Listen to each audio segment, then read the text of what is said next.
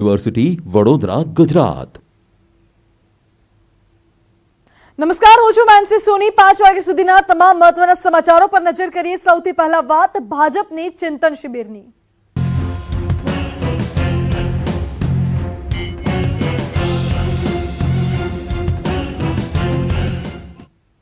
ભાજપની 2 દિવસીય ચિંતન શિબિર પૂર્ણ થઈ ગઈ છે। મિશન 2022 માટે આ શિબિરમાં મંથન કરાયું છે, જેમાં 182 બેઠકો પર જીતની રણનીતિ ઘડવામાં આવી। 182 બેઠકો પર માઇક્રો પ્લાનિંગ સાથે ઉતરશે મેદાને અને સાથે જ નાની નાની જ્ઞાતિઓના સંમેલનો પર ભાર મૂકવામાં આવશે। તો યુવાનો, મહિલાઓ પર પણ ભાર મૂકવામાં આવશે। આદિવાસી અને એસટી સમાજ પર વધારે ફોકસ કરાશે અને દરેક ઝોન પ્રમાણે પીએમના પ્રવાસોનું પણ આયોજન કરવામાં આવશે।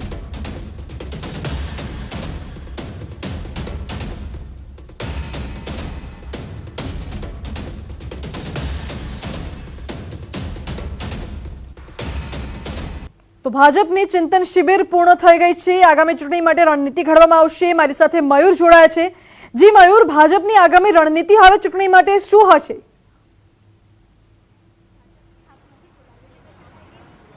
जी बिल्कुल 2 દિવસની ચિંતન બેઠક જે છે તે પૂર્ણ થઈ છે અને જેની અંદર કેન્દ્રીય ગૃહમંત્રી સહિત ભાજપના રાષ્ટ્રીય સંગઠન મહામંત્રી BL સંતોષ ઉપસ્થિત રહેલા હતા। તમામ જુદા જુદા મુદ્દાઓ છે તેના ઉપર ચર્ચા કરવામાં આવેલી હતી। 182 બેઠકો જે વિધાનસભાની છે તો તે અંગે માઇક્રો પ્લાનિંગ કેવા પ્રકારનું કરવું તે અંગે મનોમંથન કરવામાં આવેલું હતું।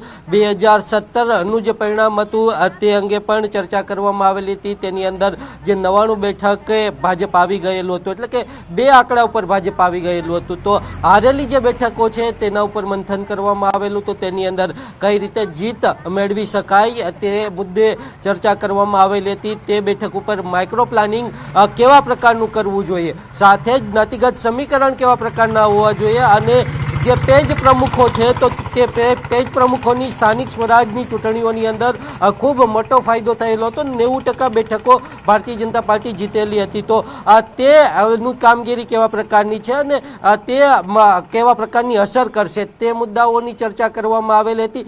સાથે જ 2019ની જે લોકસભાની ચૂંટણી હતી તેની અંદર ભારતીય જનતા પાર્ટીએ 26માંથી 26 બેઠકો મેળવેલી હતી ને એ લોકસભાના પરિણામો પ્રમાણે જો વિધાનસભાનું એનાલિસિસ કરવામાં આવે તો ભારતીય જનતા પાર્ટી 172 વિધાનસભા બેઠકો જીતી શકે છે। એટલે કે ભારતીય જનતા પાર્ટી પાસે એટલી ક્ષમતા છે કે 172 વિધાનસભા સુધીનું પરિણામ તે લાવી શકે છે અને તે માટેનું જે મનોમંથન છે તે કરવામાં આવેલું હતું। 2022ની જે વિધાનસભાની ચૂંટણી છે ખૂબ રસપ્રદ રહેશે। ભારતીય જનતા પાર્ટી તેવું ઈચ્છી રહેલી છે અને તે પ્રકારનું પ્લાનિંગ કરી રહેલી છે કે ઐતિહાસિક પરિણામ જે છે તે અત્યાર સુધી ન આવેલું હોય તે પ્રકારનું ઐતિહાસિક પરિણામ એ ભારતીય જનતા પાર્ટી લાવવા માંગે છે અને તે માટેનું મનોમંથન કરેલું। તેની અંદર યુવાનો હોય, મહિલાઓ હોય, તેની ઉપર વિશેષ ધ્યાન આપવામાં આવશે। તેમના સંમેલનો કરવામાં આવશે। સાથે જ ભારતીય જનતા પાર્ટીના જુદા જુદા જે મોરચાઓ છે તેમના દ્વારા પણ અલગ અલગ સંમેલનો કરવામાં આવશે। તે ઉપરાંત જો વાત કરીએ તો આદિવાસી અને દલિત વોટ બેંક જે કોંગ્રેસની પરંપરાગત વોટ બેંક રહેલી છે તો આ વોટ બેંક ઉપર પણ આ જે ચિંતન બેઠક છે તેની અંદર મહત્વની ચર્ચા કરવામાં આવેલી છે ને તેના ઉપર ભારતીય જનતા પાર્ટીએ એક્શન પ્લાન તૈયાર કરેલો છે। કમિટી પણ હવે આગામી દિવસોની અંદર બનાવવામાં આવશે અને આ જે મતદારો છે 40 જેટલી બેઠકો છે, 27 આદિવાસી સમાજની પ્રભાવિત બેઠકો છે, 13 દલિત સમાજની પ્રભાવિત બેઠકો છે। આ બેઠકો ઉપર જે ભારતીય જનતા પાર્ટી છે તે ધ્યાન કેન્દ્રિત કરશે અને તમામે તમામ બેઠકો જીતવાનો સંપૂર્ણ પ્રયાસ અને જે રણનીતિ છે તે તૈયાર કરવામાં આવશે। એટલે કે કોંગ્રેસની જે પરંપરાગત વોટ બેંક છે તેને ધડમૂળથી તોડી નાખવાનો સંપૂર્ણ જે પ્લાન છે તે આ ચિંતન બેઠકની અંદર તૈયાર કરી દેવામાં આવેલો છે। અંબાજીથી લઈ અને ઉમરગામ સુધી 27 જેટલી આદિવાસી જે બેઠકો છે તો એ બેઠકોને સંપૂર્ણ રીતે કબજો મેળવવા, તેની અંદર જીત મેળવવા માટેની સંપૂર્ણ જે રણનીતિ છે તે તૈયાર કરવામાં આવેલી છે। સાથે જ જો વાત કરીએ તો આગામી દિવસોની અંદર પ્રધાનમંત્રી નરેન્દ્ર મોદીના જે પ્રવાસ છે તો વધુને વધુ વિધાનસભાઓની અંદર તેનો લાભ મળે તે માટે ઝોન વાઇઝ તેમના પ્રવાસોનું આયોજન થાય તે પ્રકારનું ચિંતન આ બેઠકમાં કરવામાં આવેલું છે। જી મયુર, બિલકુલ આ ચિંતન શિબિર તો પૂર્ણ થઈ ગઈ છે, પરંતુ ભાજપ દ્વારા જે રણનીતિ ઘડવામાં આવી છે તેમાં માઇક્રો પ્લાનિંગ કરવામાં આવશે અને સાથે મહિલાઓ અને યુવાનો પર વધુ ભાર મૂકવામાં આવશે. તો કેવી રીતે, કયા મુદ્દાઓને લઈને મેદાને ઉતરશે?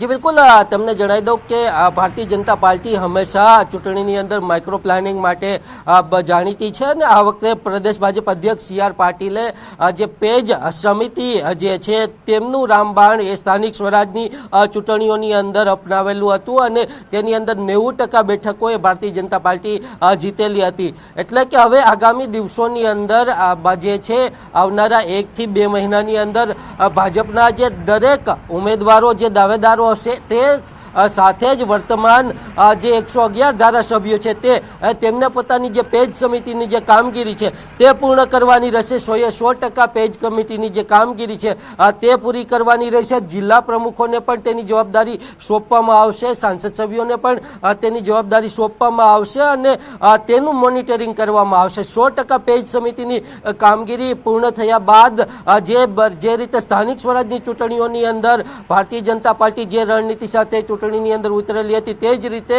વિધાનસભાની ચૂંટણીની અંદર પણ ભારતીય જનતા પાર્ટી એ જ રણનીતિ સાથે મેદાને ઉતરવાની છે અને 2019ની જે લોકસભાનો ડેટા છે તેનું પણ એનાલિસિસ કરવામાં આવેલું છે. તે પ્રમાણે 172 બેઠકો ભારતીય જનતા પાર્ટી સર કરી શકે તેમ છે અને તે પ્રકારની જ રણનીતિ સંપૂર્ણ છે તે ઘડવામાં આવેલી છે. રોડમેપ તૈયાર થઈ ગયેલો છે. હવે જિલ્લા અને તાલુકા કક્ષાએ પણ આ જે રોડમેપ છે તે વિસ્તારવામાં આવશે. આગામી દિવસોની અંદર કારોબારી બોલાવવામાં આવશે અને તેની અંદર પણ આ જિલ્લા અને તાલુકાના જે પ્રમુખો છે, જે ડેલિગેટ્સ છે તેમની સાથે ચર્ચા કરી અને ધરાતળ ઉપર આ સંપૂર્ણ જે પ્લાન છે તે ઉતારવામાં આવશે. જી મયુર, બિલકુલ ભાજપે ચૂંટણીની રણનીતિ તો ઘડી કાઢી છે, પરંતુ હવે ભાજપનું આગળનું ગ્રાઉન્ડ લેવલ પર પ્લાનિંગ એટલે કે કયા કાર્યક્રમ જે હશે તે કાર્યક્રમ કેવા પ્રકારે હશે અને સાથે જે SC/ST સમાજ આદિવાસી માટે જે ફોકસ કરવાની વાત કરવામાં આવી છે તેમાં કયા પ્રકારની યોજનાઓ હશે હવે આગામી સમય માટે? જી બિલકુલ, તમને જણાવી દઉં કે ચિંતન બેઠક 2 દિવસની પૂર્ણ થઈ છે. તેની અંદર પ્રદેશ અને રાષ્ટ્રીય કક્ષાના 35 જેટલા હોદ્દેદારો અપેક્ષિત હતા. હવે પછી જે છે તે ભારતીય જનતા પાર્ટીની પ્રદેશ કારોબારી બોલાવવામાં આવશે. કારોબારીની અંદર પણ જે જિલ્લા પ્રમુખો, જિલ્લા મહામંત્રીઓ છે તે ઉપસ્થિત રહેશે અને તેમની સાથે આ સંપૂર્ણ જે પ્લાન છે, જે રોડમેપ તૈયાર કરવામાં આવેલું છે, જે યોજના તૈયાર કરવામાં આવેલી છે તે અંગે ચર્ચા કરવામાં આવશે અને તે પ્રમાણે કામગીરી પ્રારંભ કરવાની સૂચના આપવામાં આવશે અને ત્યારબાદ જિલ્લા પ્રમુખો છે તે મંડળ વાઇઝ અને શક્તિ કેન્દ્ર વાઇઝ જે છે તે બેઠકો કરશે અને નીચે સુધી આ સંપૂર્ણ જે રોડમેપ છે તે લઈ જવામાં આવશે. ત્યારબાદ જો વાત કરવામાં આવે તો દલિત સમુદાય છે, આદિવાસી સમુદાય છે, યુવાઓ છે, મહિલાઓ છે, ખેડૂત સમુદાય છે, સાથે જ અલગ અલગ જે મોરચાઓ ભારતીય જનતા પાર્ટીના છે તે મોરચાઓને પણ સક્રિય કરવામાં આવશે. 8 જેટલા મોરચાઓ છે તેમને સક્રિય કરવામાં આવશે. તેમના જુદા જુદા સંમેલનો કરવામાં આવશે. યુવાનો અને મહિલાઓ ઉપર વિશેષ ધ્યાન આપવામાં આવશે અને તેમને જે મળતી કેન્દ્ર અને રાજ્ય સરકારની જે યોજનાઓ છે તેનો લાભ એ યુવાનો સુધી, મહિલાઓ સુધી, દલિતો સુધી, આદિવાસી સુધી પહોંચે અને તે લાભ થકી જે છે વિકાસના નામે, નરેન્દ્ર મોદીના નામે વોટ માંગવામાં આવશે. તે પ્રકારની સંપૂર્ણ જે તૈયારી છે, રોડમેપ છે તે તૈયાર કરવામાં આવેલું છે. આ રોડમેપની અંદર 2022નો જે ચૂંટણીનો ચહેરો હશે એ નરેન્દ્ર મોદી જ હશે. આ સૌથી મોટી વાત છે. નરેન્દ્ર મોદી જ જે 2022નો જે ચૂંટણી હશે વિધાનસભાની અંદર તેનો ચહેરો હશે. રાજ્યના કોઈ પણ નેતાઓ તેના ચહેરા નહીં હોય, પરંતુ નરેન્દ્ર મોદીના નામે જ ભારતીય જનતા પાર્ટી જે છે તે ચૂંટણી રણ મેદાનમાં ઉતરશે. જી મયુર, આભાર આપનો સમગ્ર માહિતી માટે. તો ભાજપની આગામી મિશન 182 માટેની રણનીતિ તૈયાર થઈ ગઈ છે. માઇક્રો પ્લાનિંગ સાથે ભાજપ મેદાને ઉતરશે. પાટીદાર આંદોલન સમયે નોંધાયેલા ગુનાનો મામલો છે. રામોલ પોલીસ સ્ટેશનમાં નોંધાયેલા ગુનાનો આ મામલો, જેમાં તમામ લોકોને મેટ્રો કોર્ટે જામીન આપ્યા છે. સેશન્સ કોર્ટે સરકારની અરજી માન્ય રાખી હતી. પાટીદાર આંદોલન સમયના કેસ પરત ખેંચવાની જે સરકારની અરજી હતી તેને માન્ય રાખી છે અને સેશન્સ કોર્ટે સરકારની અરજી માન્ય રાખી છે, જેથી તમામ લોકોને હવે મેટ્રો કોર્ટે જામીન આપ્યા છે. લોકોને એક કેસમાંથી તો છૂટી મળી છે, પણ સાથે સાથે અમારા બીજા અન્ય કેસો પણ છે કે જે આ કોર્ટની અંદર પણ છે અને અલગ અલગ જિલ્લાઓની અંદર પણ અમારા આ બધા કેસો છે. પણ સરકારે જાહેરાત કરી છે કે 2017માં કે અમે કેસો પાછા ખેંચી લઈશું. તો આજ પણ માત્ર ને માત્ર એક કેસ પાછો ખેંચાય એનાથી કંઈ સંતોષ અમે ન માની શકીએ, કારણ કે 100માંથી એક કેસ ખેંચાય ને 99 કેસો ઊભા રહે તો એનાથી સંતોષ ના હોય, પણ 1% ખુશી છે કે ભાઈ એક કેસમાંથી ચલો અમને રાહત મળી છે. કોંગ્રેસના પ્રવક્તા મનહર પટેલના પ્રહાર છે. હાર્દિક પટેલ પર પ્રહાર કર્યો છે. હાર્દિક પટેલ પર નિશાન સાધીને કહ્યું છે મીડિયામાં નહીં, પાર્ટી ફોરમમાં વાત કરે. નારાજગી અંગે હાઈકમાન્ડ સાથે નથી કરી વાત. હાઈકમાન્ડે વાતચીત માટે આમંત્રણ આપ્યું છે. આમંત્રણ આપવા છતાં હાર્દિક નથી આવતા. જો કામ નથી તો હાર્દિક જનતા સામે જુએ અને કામ દેખાશે તેવું નિવેદન મનહર પટેલે આપ્યું છે. તો એને મીડિયા સામે વાત મૂકવાથી એનું નિરાકરણ નથી. એને પ્લેટફોર્મ, ઉચિત પ્લેટફોર્મ છે એ હાઈકમાન્ડ છે. હાઈકમાન્ડ સાથે ચર્ચા કરવી જોઈએ. મને જ્યાં સુધી ખ્યાલ છે ત્યાં સુધી એ વ્યક્તિએ ક્યારે હાઈકમાન્ડ સુધી વાત નથી પહોંચાડી. એ હાઈકમાન્ડ સુધી પહોંચાડે. કામ નથી તો જનતાની પાસે કામ, જનતાની નજર કરે, જનતાની સામે જોવે તો કામ દેખાય. જનતાની સામે જોવાની દ્રષ્ટિ હોય બધાની હોય, હરખી નથી હોતી. બનાસકાંઠામાં લોક કલાકાર વિજય સુવાળાનું નિવેદન સામે આવ્યું છે. આપણા સમાજમાંથી 5 ધારાસભ્યોની જીત થવી જોઈએ તેવું કહ્યું છે. આગામી ચૂંટણીમાં 5 ધારાસભ્યોની જીત થવી જોઈએ. જીત થશે તો આપણો સમાજ સમૃદ્ધ બની શકે. દિયોદરમાં મંદિરના પાટોત્સવમાં વિજય સુવાળાએ આ નિવેદન આપ્યું છે.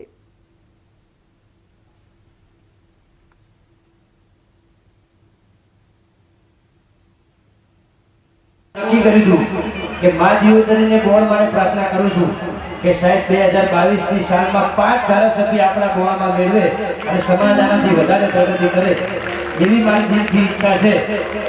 અને સાહેબ આપણા જોડે આપણો બધો જે સમાજ છે એ ધર્મવાળો, પ્રેમવાળો સમાજ છે. કારણ કે આપણે માતા દોડ કરવાનો, બાકી પોચ કરવાનો ઢગલો પડ્યો હોય તો આજે નહીં અડવાનું, એવી મારા રબારીના છોકરાઓની ટેક છે. આસામમાં પૂરના કારણે સ્થિતિ વણસી છે. વાંસનો બ્રિજ પાણીમાં તણાઈ ગયું છે. નદીના પાણીમાં તણાયો છે બ્રિજ. કાલા નદી પર આવેલો આ બ્રિજ છે જે તણાઈ ગયું છે. નદી પાર કરતા લોકો પણ તણાઈ ગયા છે. પૂરની અસર અત્યારે વર્તાઈ રહી છે. વાંસનો બ્રિજ છે તે આખો બ્રિજ પાણીમાં તણાઈ ગયું અને બ્રિજ પાસ કરતા જે લોકો હતા તે લોકો પણ પાણીમાં તણાયા છે.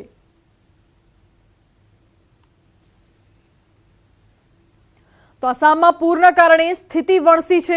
વાંસનો આખો બ્રિજ પાણીમાં તણાઈ ગયું છે. દ્રશ્યો અમે આપને બતાવી રહ્યા છીએ. સીધા આસામથી વાંસનો બ્રિજ પાણીમાં તણાયો, પરંતુ આ જ્યારે બ્રિજ પાણીમાં તણાયો ત્યારે બ્રિજ ઉપરથી કેટલાક લોકો પસાર થઈ રહ્યા હતા. આ તમામ લોકો પણ પાણીમાં તણાયા છે. તો નદી પાર કરતા લોકો પણ પાણીમાં તણાયા છે. પૂરની સ્થિતિના દ્રશ્યો અમે આપને બતાવી રહ્યા છીએ અત્યારે સ્ક્રીન પર. તો પૂરના કારણે સ્થિતિ બગડી રહી છે આસામમાં. વાંસનો બ્રિજ હાલમાં પાણીમાં તણાયો છે. કેટલાક વિસ્તારોમાં ભારે વરસાદ પડી રહ્યો છે.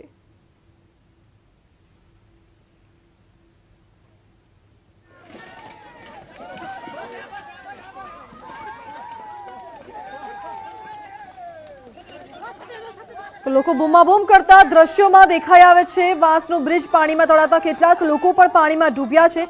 આ લોકો પણ પાણીમાં તણાયા છે. પૂરની અસર અત્યારે દેખાઈ રહી છે. નદીના પાણીમાં બ્રિજ તણાયો છે. કલા નદી પર આ બ્રિજ આવેલો હતો, વાંસનો બનેલો હતો. આ બ્રિજ જે તણાઈ ગયું છે. નદી પાર કરતા લોકો પણ આ બ્રિજની સાથે તણાયા છે.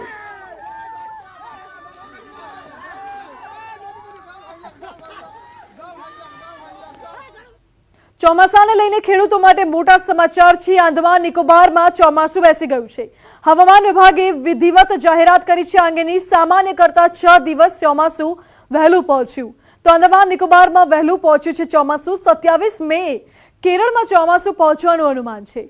કેરળમાં ચોમાસું 5 દિવસ વહેલું બેસવાનું અનુમાન છે. આ સ્થિતિને જોતા 27 મે કેરળમાં ચોમાસું પહોંચશે તેવું લાગી રહ્યું છે. તો હવામાન વિભાગે આગાહી કરી છે જે પ્રકારે કેરળમાં 27 મેની આસપાસ ચોમાસું પહોંચી શકે છે અને સામાન્ય કરતા 6 દિવસ વહેલું ચોમાસું આ વખતે આંદામાન નિકોબારમાં બેસી ગયું છે। આંદામાન નિકોબારમાં ચોમાસું બેસતા જ વરસાદની શરૂઆત થઈ ગઈ છે, પરંતુ કેરળની આસપાસના જે વિસ્તારો છે ત્યાં જે વરસાદ વરસી રહ્યો છે ત્યાં પ્રી મોન્સૂન એક્ટિવિટીના કારણે અત્યારે વરસાદ થઈ રહ્યો છે, પરંતુ કેરળમાં ચોમાસું બેસતા 27 મે થઈ જશે, એટલે કે 27 મેની આસપાસ કેરળમાં ચોમાસું બેસશે। સામાન્ય કરતાં 5 દિવસ વહેલું કેરળમાં ચોમાસું બેસશે। અને જો ગુજરાતની વાત કરવામાં આવે તો ગુજરાતમાં 15 જૂનની આસપાસ ચોમાસું બેસવાનું અનુમાન છે।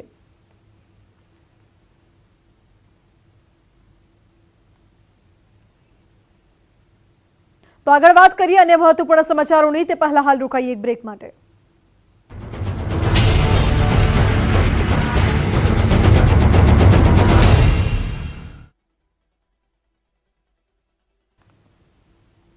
બ્રેક બાદ આપનું સ્વાગત છે। આગળ વાત સુરતની। સુરતના પલસાડામાં મોડી રાત્રે ફાયરિંગની ઘટના સામે આવી છે।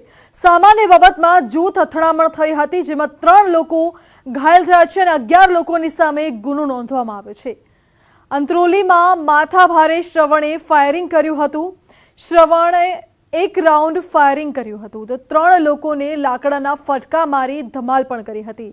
મિત્રની દીકરીના બર્થડેમાંથી અન્ય મિત્રને પોતાના ઘરે મૂકવા ગયેલ સમય આ સમગ્ર ઘટના બની છે। ત્યારે આ સમગ્ર ઘટના મામલે પોલીસ ઘટના સ્થળે પહોંચી અને 11 લોકો વિરુદ્ધ ગુનો નોંધી વધુ તપાસ હાથ ધરી છે।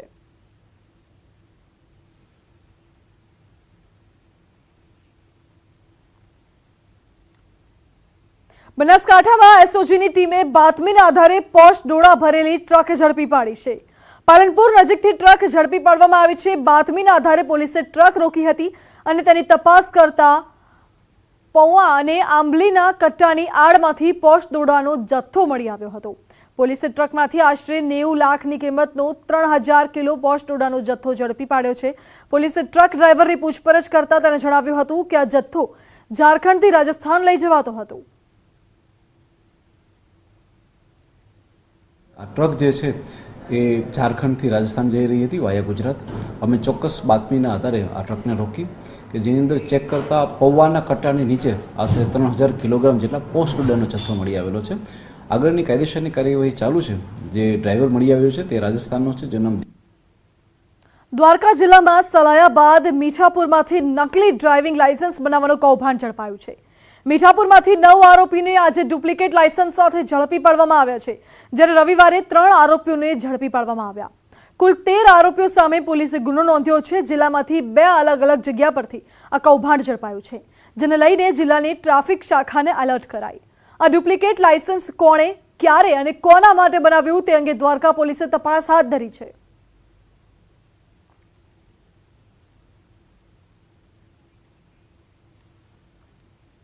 અરવલ્લીના મેઘરજમાં સીએનજી સ્ટેશનની લાઇનમાં ઉભેલી કારમાં ભીષણ આગ લાગી।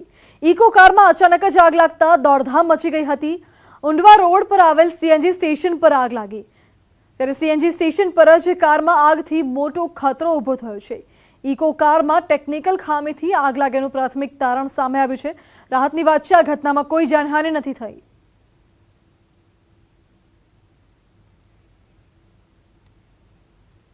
ખેડા જિલ્લાના સુપ્રસિદ્ધ યાત્રાધામ ડાકોરમાં ભક્તોનું ઘોડાપુર મચ્યું। પૂનમ નિમિત્તે ડાકોરમાં ભક્તોનું ઘોડાપુર મચ્યું હતું। વહેલી સવારથી જ મંદિરમાં ભક્તોની ભીડ જોવા મળી। વૈષ્ણવ સંપ્રદાયના આસ્થાનું કેન્દ્ર હોવાથી મોટી સંખ્યામાં વૈષ્ણવ સંપ્રદાયના લોકો અહીં આવ્યા હતા।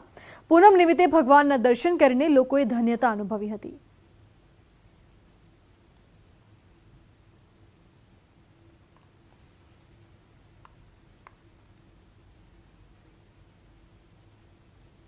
અરવલ્લીમાં ધનસુરાના કેનપુર કાંપામાં ભર ઉનાળે થઈ રહ્યું છે પાણીનો બગાડ। ગામમાં આવેલા પાણી પુરવઠાના એર વાલ્વમાં લીકેજ થતા હજારો લીટર પાણી વેડફાઈ રહ્યું છે। ધનસુરામાં થઈ રહેલા પાણીના બગાડના લીધે આસપાસના ગામોને પણ અસરની શક્યતા છે। એક તરફ પાણીની તંગી છે તો બીજી તરફ પાણીના લીકેજના કારણે તંત્રની બેદરકારી જોવા મળી રહી છે।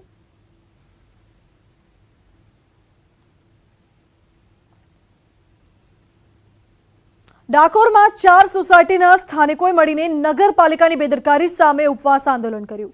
છેલ્લા 2 મહિનાથી ગટરના ગંદા પાણી રોડ પર ઉભરાતા સ્થાનિકોને પડી રહી છે ભારે હાલાકી। ત્યારે આ મુદ્દે રહીશોએ અનેકવાર સમસ્યાનો ઉકેલ લાવવા ફરિયાદ કરી છે, પરંતુ તંત્ર દ્વારા કોઈ હરકત ન દેખાતા સ્થાનિકો અંતે આંદોલનના માર્ગે ઉતર્યા। ગટરના ગંદા પાણી રોડ રસ્તા પર ફેલાતા સ્થાનિકોને અવરજવરમાં મુશ્કેલી પડી રહી છે અને સાથે રોગચાળો ફેલાવાનો પણ ભય વધ્યો છે। સ્થાનિકોનું કહેવું છે કે જ્યાં સુધી તંત્ર સમસ્યાનો નિકાલ નહીં લાવે ત્યાં સુધી આંદોલન કરીશું।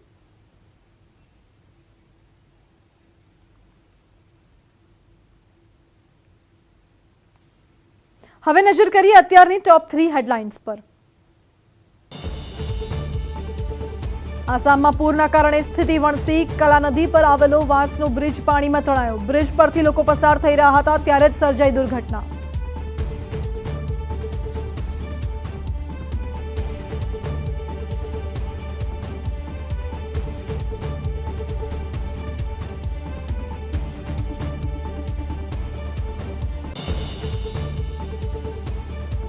ચોમાસાને લઈ ખેડૂતો માટે મોટા સમાચાર। આંદામાન નિકોબારમાં વિધિવત રીતે બેઠું ચોમાસું। સામાન્ય કરતા 6 દિવસ વહેલું પહોંચ્યું ચોમાસું। 27મી મે કેરળ પહોંચશે ચોમાસું।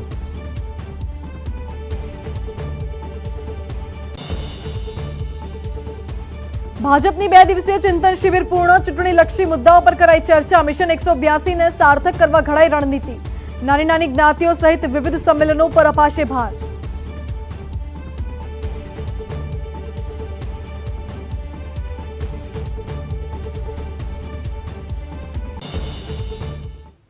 તો આ સાથે અત્યારે સમાચારમાં બસ આટલું જ। વધુ સમાચાર માટે આપ જોતા રહો ન્યૂઝ 18 ગુજરાતી।